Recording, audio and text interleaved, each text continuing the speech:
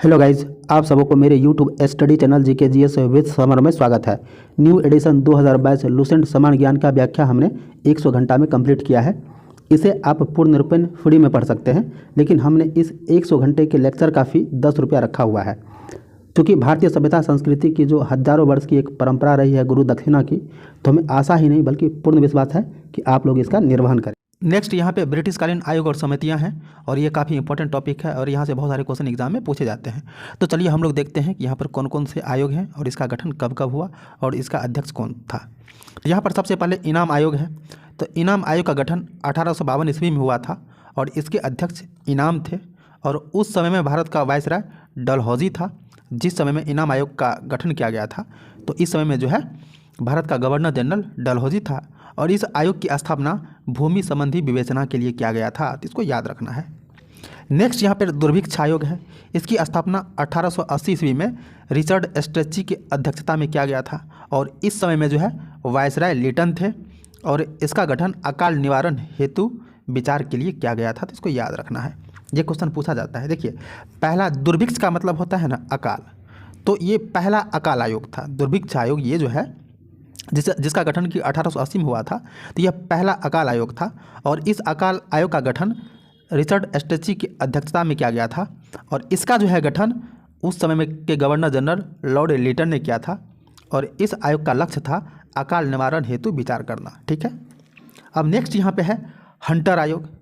इसका गठन 1882 ईस्वी में विलियम हंटर के अध्यक्षता में किया गया था, और इस समय में भारत का गवर्नर जनरल रिपन था, और इस आयोग का गठन शिक्षा के विकास के लिए किया गया था। तो इन सारे फैक्ट्स आपको ध्यान में रखना है। अब यहाँ पे एक और ध्यान देना है, ये जो हंटर आयोग है ना, ये दो आयोग हुआ था। एक तो इसका गठन 1882 में हुआ था, और दूसरा हंटर आयोग का गठन 1919 ईस्वी में जो है जलियांवाला हत्याकांड के जांच के लिए किया गया था। तो यहाँ पर कन्फ्यूज आप लोग नहीं होइएगा कि यहाँ पे ध्यान देना है आपको कि हंटर आयोग दो था।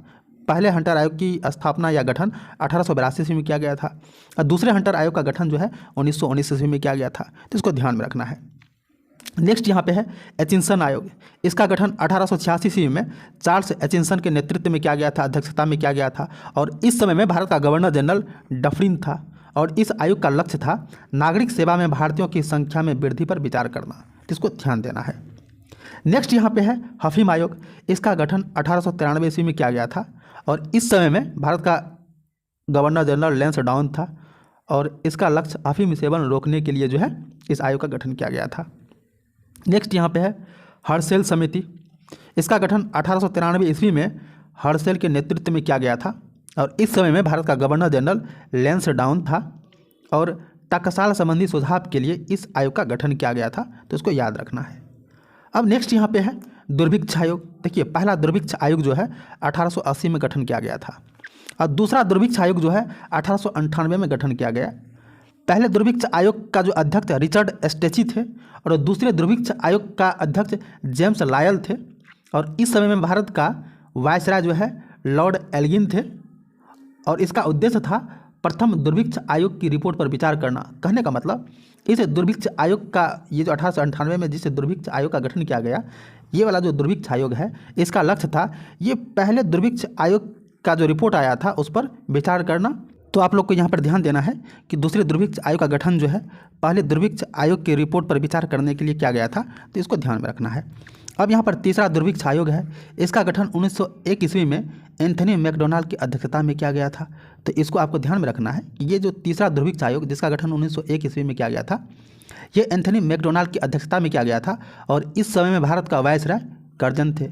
और इस आयोग का गठन जो है दूसरे दुर्भिक्ष आयोग, ये जो 1898 में गठित किया गया था, तो इसके रिपोर्ट पर सुझाव देने के लिए तीसरे दुर्भिक्ष आयोग का गठन किया गया था। तो इसको ध्यान देना है। अब नेक्स्ट यहाँ पे है सिंचाई आयोग। इसका गठन 1901 ईस्वी में वेल्विन स्कॉट की अध्यक्षता में किया गया था, और इस समय में भारत का वायसराय लॉर्ड कर्जन थे, और सिंचाई में सुधार हेतु वित्तीय विचार के लिए इस आयोग का गठन किया गया था। तो इसको याद रखना है। नेक्स्ट यहाँ पे है विश्वविद्यालय आयोग। इसका गठन 1902 ईस्वी में थॉमस रेले की अध्यक्षता में किया गया था, और इस समय में भारत का वायसराय लॉर्ड कर्जन थे। भारतीय विश्वविद्यालय पर की स्थिति का विचार करने के लिए जो है विश्वविद्यालय आयोग का गठन किया गया था। इसको ध्यान देना है। अब नेक्स्ट यहाँ पे है फ्रेजर आयोग। बहुत ही इंपॉर्टेंट है। देखिए, इसे कई बार एग्जाम में पूछा जा चुका है।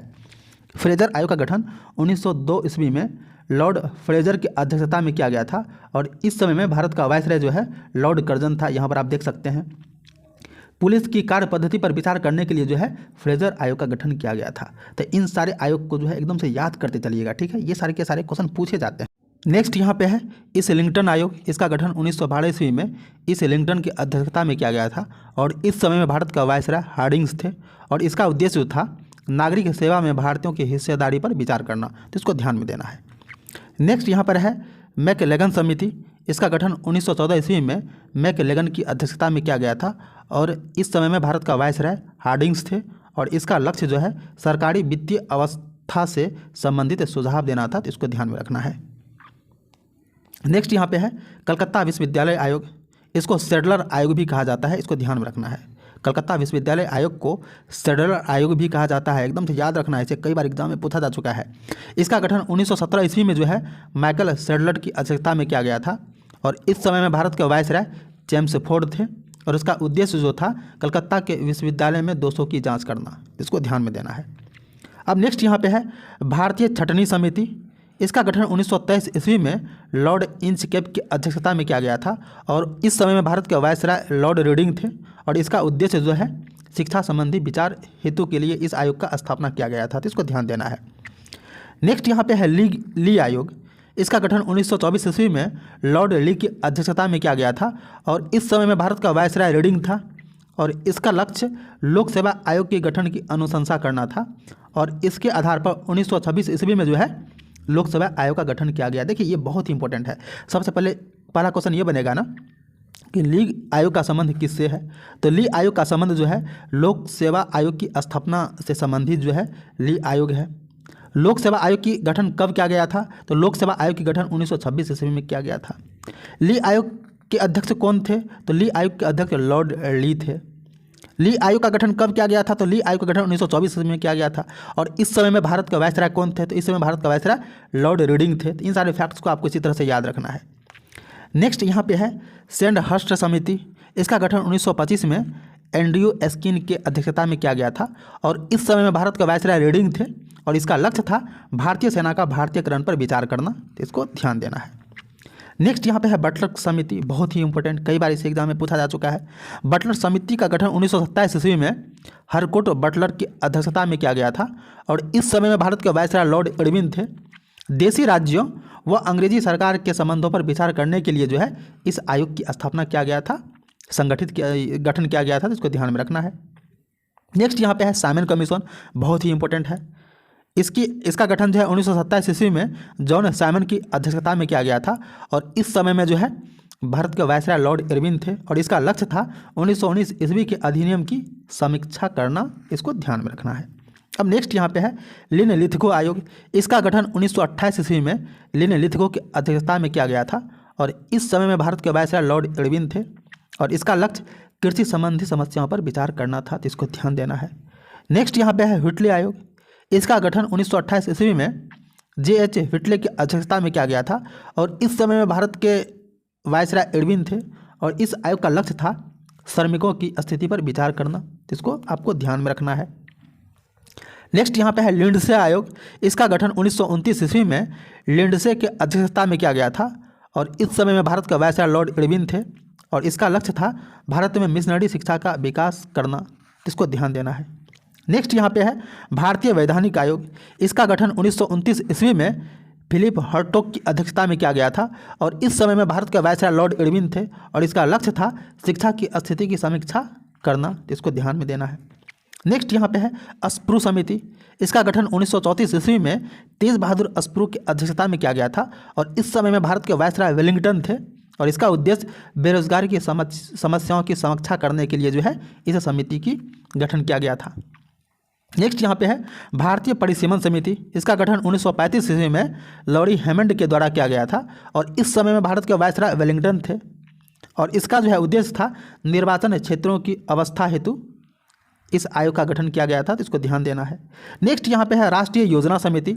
इसका गठन 1938 ईस्वी में जवाहरलाल नेहरू की अध्यक्षता में किया गया था और इस समय में भारत के वायसराय लिनलिथगो थे और इसका जो है लक्ष्य आर्थिक योजना का आकार देना इसका लक्ष्य था। देखिए ये बहुत ही इंपॉर्टेंट है, इसे कई बार एग्जाम में पूछा जा चुका है कि राष्ट्रीय योजना समिति का जो है गठन किसकी अध्यक्षता में किया गया था। तो राष्ट्रीय योजना समिति का गठन जवाहरलाल नेहरू की अध्यक्षता में 1938 ईस्वी में किया गया था, जिसका लक्ष्य था आर्थिक योजना का एक तरह से समीक्षा करना।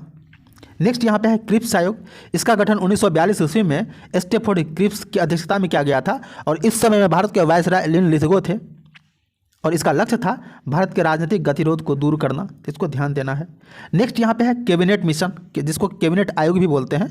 इसका गठन 1940 ईस्वी में जो है पैथिक लॉरेंस की अध्यक्षता में किया गया था और इस समय में भारत के वायसराय बेवेल थे और इसका लक्ष्य था भारतीयों को सत्ता हस्तांतरित करने पर विचार करना। अब यहाँ पे है दुर्भिक्ष आयोग।